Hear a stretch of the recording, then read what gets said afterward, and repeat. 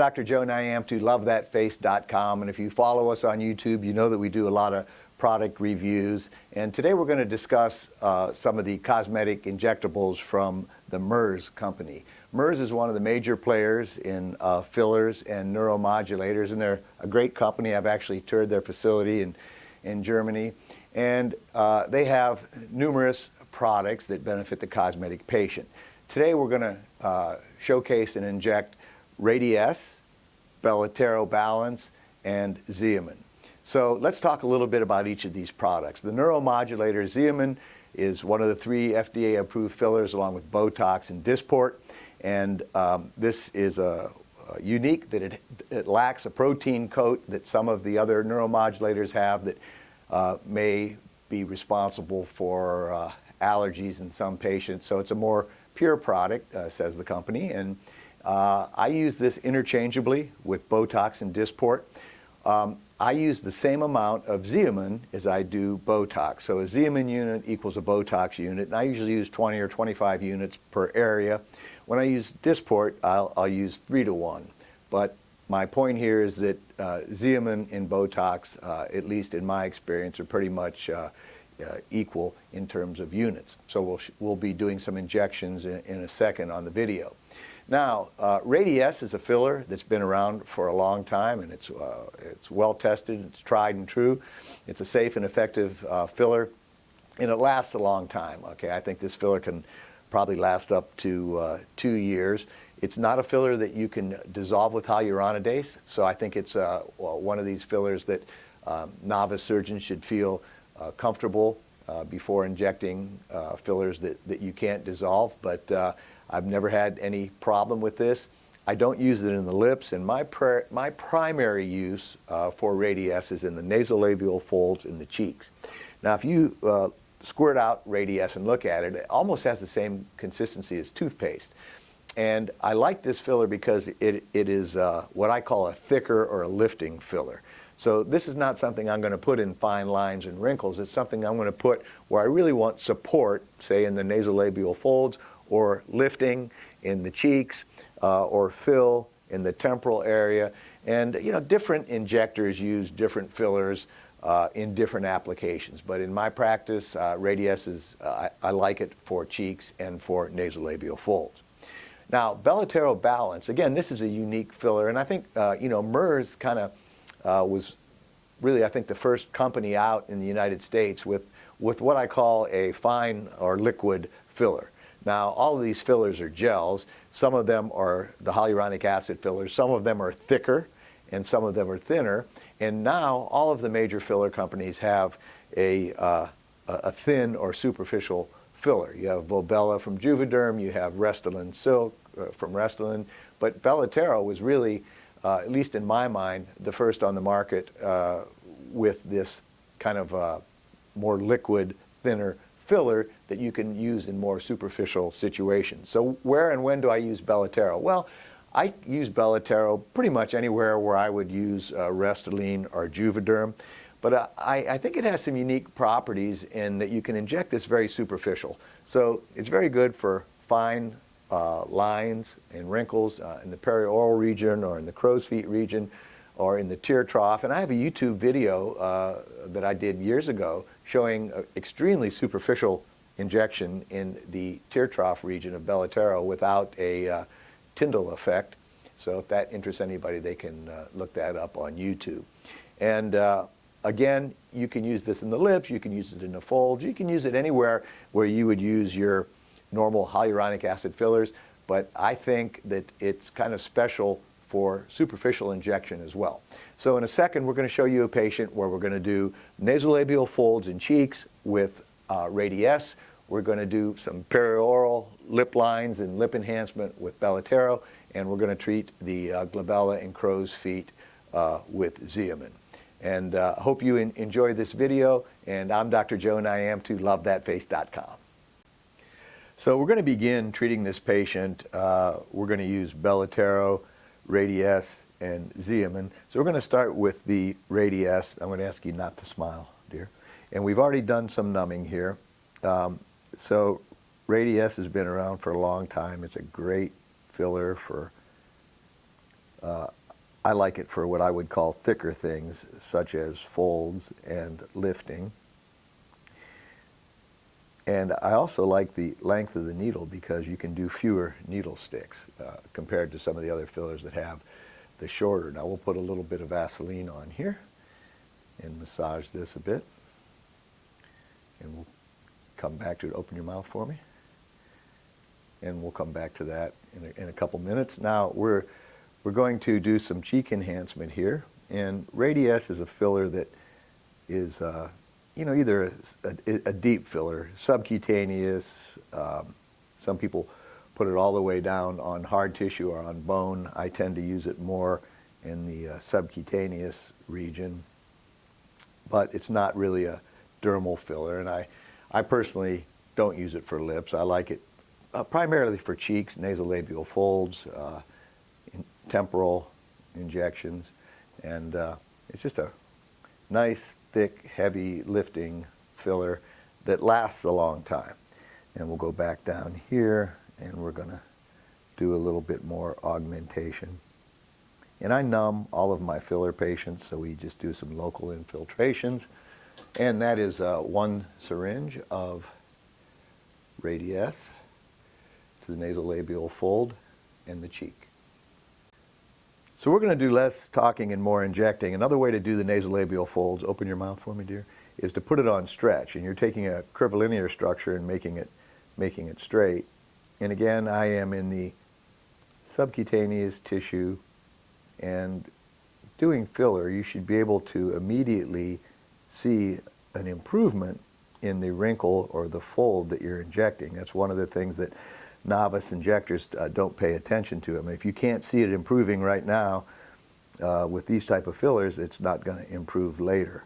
So, kind of what you see is what you get, and there's no need to overcorrect with these type of fillers. So putting this on stretch, it helps you inject in a straight line, and also you can kind of feel the filler a little better. Close your mouth a second. So a little bit of a tip for novice surgeons.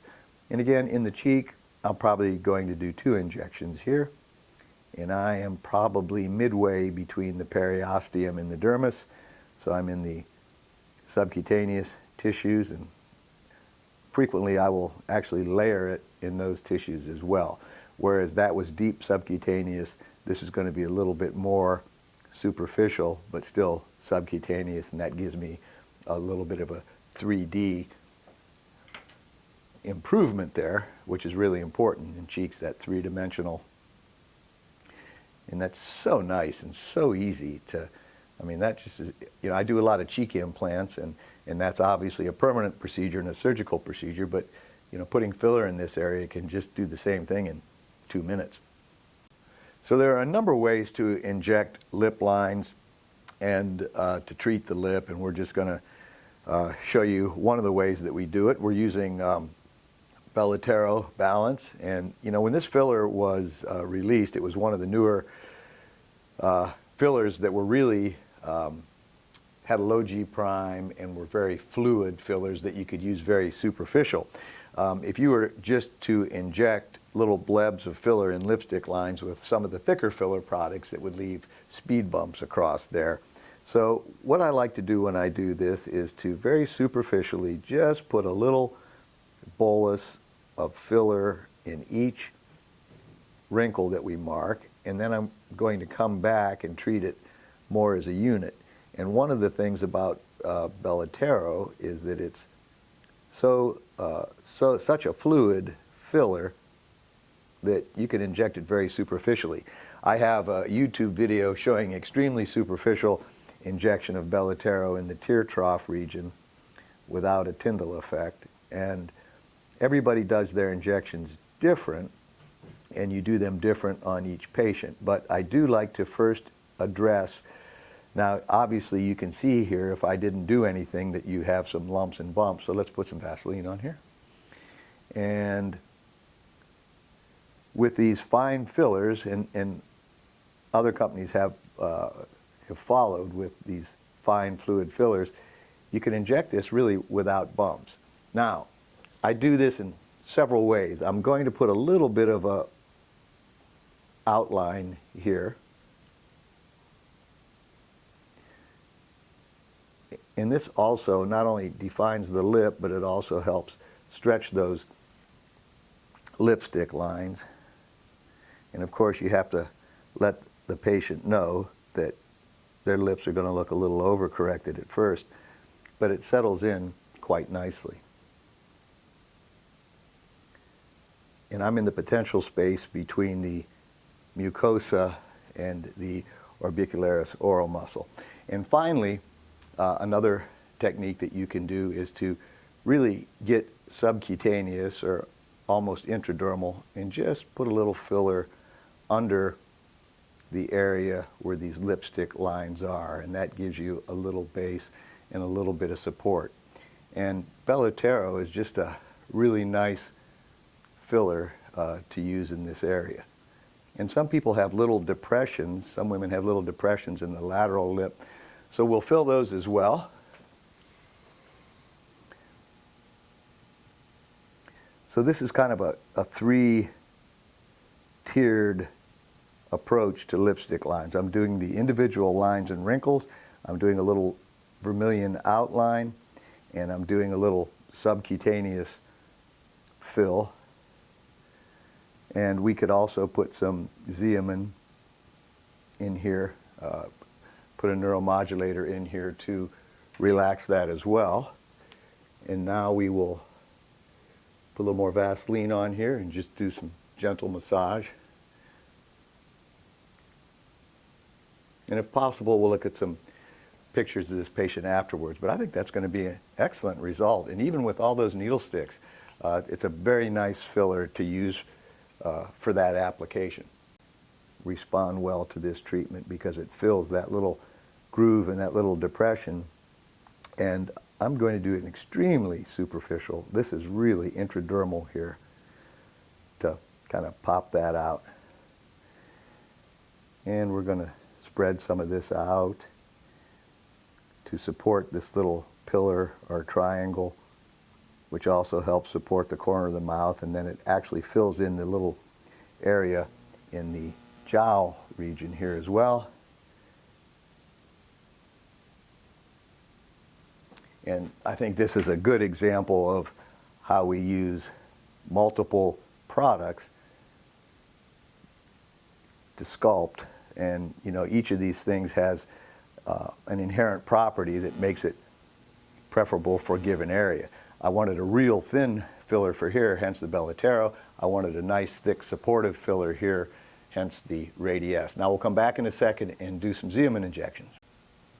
All right, so we're going to do some Xeomin injections, and again, this is a neuromodulator. One of the things about Xeomin, it doesn't have the protein coat that some of the other products have, and supposedly is a little less allergenic.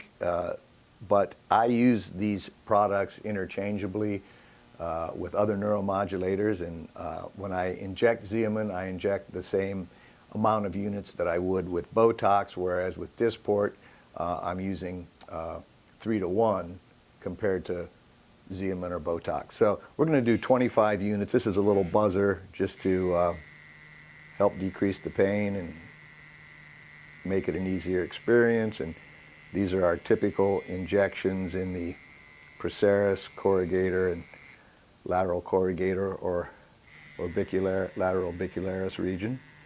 And basically 5 Xeomin units in each area. And you know, some people say, well, I've got bumps when you do this. I go to other places and they're not bumps. I do a lot of brow lifting procedures in my practice, and the mimetic muscles, the brow depressors, they are very, very close to the skin. They are subcutaneous. And I see people that over-inject. They inject down at the level of the periosteum. So it's okay to see these blebs because really you want this to be intramuscular. Now we're going to treat our lateral canthal region.